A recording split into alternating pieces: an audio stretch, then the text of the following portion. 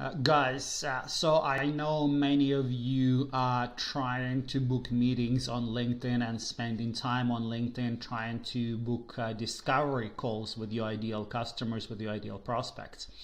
And I want to show you several examples of LinkedIn chats that I did and that resulted in booked meetings, so you can get an idea what works, or actually what works for me, what kind of LinkedIn messaging, what kind of communication structure you could use to actually book actual meetings. So first of all, before going there, I want to show you several examples of what people do when they don't know how to book chats, like how people mess it up. And look, I've been there as well, probably my first couple of weeks on LinkedIn before I learned this from my mentors. I used to send messages like this. So here are examples of three examples of messages that are actually lead nowhere. Let's look at this one on the right. And I think this is like the typical, this is something similar to what I used to send. And so this person just says, hey, hi Andre, thanks for connection. I am such and such from such company. This is what we do. And then we have all these amazing features of other products. And then we have a showroom, and let me know if you need for more information. Thanks and have a great day. Right? So that's what they say. And here is another one. What's not working here? There is absolutely no clear call to action, too much text. This person hasn't figured out whether I need his products. Even if I do, what I'm going to use it for. He hasn't asked me for my problems. He doesn't even know if I'm on the market for his products. But he actually dumped all this information, didn't ask for any call to action. And I was like, okay. And that's it. My reaction to a message like this is just okay. And then I'll move on with my day. Let's look at this second message in the middle. Here's the connection request. Well, this is actually not a connection request. This is a paid message. A person invested, they paid money to reach out to me. This person is not connected to me. They send this message, they paid money, but then what they say is, yeah, we are blah, blah, blah, and we could benefit each other, and end of story. So like, am I supposed to do something? Am I supposed to connect with this person? They are investing time and effort into reaching out to me, but there is no clear call to action. I don't even know why they reached out to me. Now, another example on the left, here, someone also paying money to reach out to me. So this is a paid message. We haven't connected. And so look here. I am such and such. I'm founder of a platform for business collaboration. Here they talk about a generic pain. What's the difficult thing your startup faces? I'm like, well, I have lots of difficult things. Like I need gazillions of them, right? And then they keep talking and talking and talking. Then there is a call to action, but then they keep talking and talking and talking, and then talking and talking and talking. And there is a chart. And if you look at this scroll bar on the right, there is lots and lots of stuff here. And I don't know this person well yet. Like, I haven't heard of them. This is the first time I'm hearing from them. And they are expecting me to invest all this effort. They're expecting to read all this text, click on that call to action. And by the way, if you guys have a call to action, just have one call to action. You don't have to have like another, like something after that call to action. That's another mess up here. That's confusing the people. So but the main problem here is that they haven't figured out whether I need their help, and they're expecting me to invest massive energy into reading and figuring out what they actually want. So these are examples. This is something that I probably done in the first couple of weeks when I was prospecting on LinkedIn, and these are examples of what doesn't work. If you're doing that, congratulations, you already know how not to do it. Now let's look at 3 conversations that I saved here for you, and I went through a bit of pain of blurring all the information details of the people I was chatting with. So just so you can get a feeling. So first of all, look at this. This conversation starts here, continues here, then I got it like two more screenshots until we book a meeting. If you compare it to what was happening here, someone was trying to book a meeting with me, trying to actually sell me a product, trying to get me investment in one message. What works for me, what I'm trying to show you, is a long back and forth conversation. And let's just dive a little bit deeper here. So thanks for connecting. Someone so-and-so said, that's what I'm telling them. You said you were in charge of sales. Do you do cold email strategy for this company? So I'm just learning about their business, learning about what this person does. Now they talk about their product. So our products are not designed for push marketing, not for cold outreach. Got it. Now I'm asking about who they are selling for, which regions they're selling in. Now they talk more about their sales. Now this conversation back and forth continues. They are talk about their investors. Then they try to actually sell me this product, which is interesting. But look, this conversation kind of wears off to the side. Now here is the stage where I tell them what I do. So I learn about what they do, about their products, how they sell them. Then I'm telling them what I do, that I'm not interested in buying their products, but I'm not interested in ordering their products. But I could help them in finding distributors, because that's what I do. I do cold outreach, and that works really well in terms of finding distributors for whatever products you're selling. So now I'm asking them whether it's relevant for them. Do they want to find distributors? We want to put energy into finding distributors.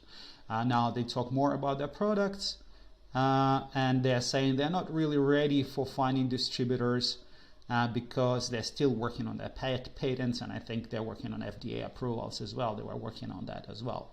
So, and this conversation continues. This is not the end of the story. They keep talking about product. I forgot what was here because of too much blurring. So now I'm asking them how they are planning to set distributors. And they're saying yes, they actually want to talk. They want to figure out. They actually want to talk about setting up distribution, because they want my input. They want my point of view on how to find distributors. And so now we're kind of in the stage where we both agree that we should have a meeting. So from this point on, I found something that I can help them with, and they actually want to talk to me. Now I'm telling them when I'm free. They tell them when they're free. Then I'll tell them that we agree on the time. Tell them I send them a calendar invite. I get their email. Send them calendar invite. They accept it, and that's it. That is a booked meeting. Let's look at conversation number 2.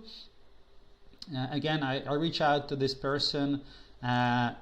Tell them that I like their business model, I like what they're doing. And then I dive a little bit deeper and trying to figure out more about their business, what they actually do, and how their technology works. They start telling me about their technology. This is actually the first message from them. So you see like 3 messages from me, small, short messages. Trying to learn about them. Finally, they engage and they tell me about their product, tell me about their platform. Now I dive deeper, trying to figure out more who they're selling them to. Here in this sentence, they tell more. They start telling me about their sales, so they engage a little bit more. And then I tell them what I do. So I figure out what they do. I tell them what I do. Well, I work with startups, helping them to get their first B2B customers. And then, so I actually talk about one of the customer who is in a similar niche, and tell them about the problems they're facing. And then I ask them how they're doing sales. They say they do LinkedIn, and then they do cold outbound and stuff like that. I like this is actually quite impressive because they're quite good in terms of their cold outreach. But now I'm asking them, do they have a problem? This is another important thing. Sometimes people don't have a problem, and after a chat we just say goodbye to each other and stay in touch. But I ask this prospect if they have a problem. So let's see what they say there. Yeah, and they say yes, they have a bottleneck. They have low open rate of their cold emails. So then I suggest, yes, I can help you with that. And then after we figure out that they do have a problem and that I can actually help them with a problem, then I suggest that we book a meeting, and they agree to a meeting. They send me their Calendly page where I just click on it, and we schedule a Zoom meeting from there. So that's an appointment booked over this long form back and forth chat where I learn about their business, tell them what I do, and we find a common point, common touch where I can actually help them with something, and that's a reason for setting up a meeting. Let's look at another conversation. Someone again, my connection, sometimes you can say just happy to connect. I actually want to connect because I like what they're working on. By the way, this is from Sales Navigator, not from LinkedIn, but it's the same thing. And then I dive deeper about them. I did spend time on their website. I did learn about the product. So I tell them that on the website I found that they're selling something. They tell me about the technology, what they're doing. I tell them that I had a relevant experience because I used to be someone like their customer, and I used to sell similar products. Now I ask this prospect now I switch conversation to sales. I'm trying to figure out if they actually need help with sales. They say, well, they're not really selling anything at this stage. I say, yeah, fantastic. And at this stage, I'm ready to move on. But just in case, I ask them if they have any sales-related issues. And they say that, oops, they actually do. They have a bunch of products that they're trying to sell, have no clue how to do it. So I say, yes, let's ask them how they're doing it. They don't know how to do it. So I say, yes, let's get together and let's talk about selling these products that you already produced. And they say that yes, we can have a meeting, but they also want to engage someone else, a CEO of their company, because I was talking to chief technical officer. We agree on time, and then I suggest that I send them a calendar invite with Zoom link. They send me emails of of the CTO that I'm chatting with, and of a CEO. So I send them a calendar invite, and we agree on a meeting. So again, back and forth conversation, short sentences. We figure out, we talk about them, about their technology. I tell them what I do, and then we figure out that there is a problem that I can help them with, and based on that, we agree on a meeting so we can look into that problem and see if we can find a good solution to that problem. So they're actually coming for that meeting because they know they're gonna learn something in that meeting. So let's go to a little summary that I prepared for you about, what is this? Hold on, one of the apps on my computer is playing. So let's go to a summary. So first of all, look, the main thing here, it's a back and forth communication in short sentences. One good analogy here is, imagine you coming to a conference. When you come to a conference, you meet someone at a conference, you don't just walk up to them and say, hey, I have this great product, buy it, or here, buy, or like, here is my brochure, buy. You come to someone at a conference and you ask them about their work, you tell them about your work, and the rest. If there are common touch points, you agree on a meeting. Same thing on social networks, same thing on LinkedIn, is you do just back and forth communication. Now you also establish connection, you invest into them. So if you notice here, this person really, none of these people care about me, this messages that I showed as bad examples. They actually dumped on me this wall of text, and they could have easily dumped this wall of text, this long paragraphs, on anyone else. They spent split a second just to copy paste to insert my name here. Whereas in these conversations, I'm truly getting to know them. I'm truly investing in getting to know this person, getting to know their business, figuring out if that can help them. And they actually feel that because look, really no one actually, like, if you think about your business, no one cares about your business, and it's just you, maybe your co-founders, that care about your business, but everyone else in the world doesn't care. And if someone shows genuine interest in your business, that's a massive relief. That's a value add right there on the spot. So here I'm establishing connection by genuinely caring and genuinely trying to figure out about this person and about their business and about what they're going through. A third point that I want to highlight is during this back and forth communication, I demonstrate my expertise in the subject matter. So in this case, in all three examples, we're talking about biotechnology, we're talking about sales, and at the beginning when I'm learning about their business, I'm demonstrating that I actually know I can speak about biotechnology. Like, I understand them, I understand what they're working on. They see what kind of questions I ask. By this, I demonstrate my expertise. Now, I also demonstrate my expertise in sales because I ask them how they're selling. Usually startups, they start by getting first customers through their personal network. Maybe they go to conferences, but then there is this gap when they need to grow and when they need to go after customers in this big wild ocean, and they need to figure out how to do cold outreach. So I know that for many startups, that's a sticking point. They don't know how to bridge that gap. But in the chat, I demonstrate that I have some idea of what they're going through in terms of sales as well. Now, in order for the meeting, here's another highlight here, in order for the meeting to be meaningful value for them, in order to have a reason for a meeting, I ask them if they have a problem along the lines,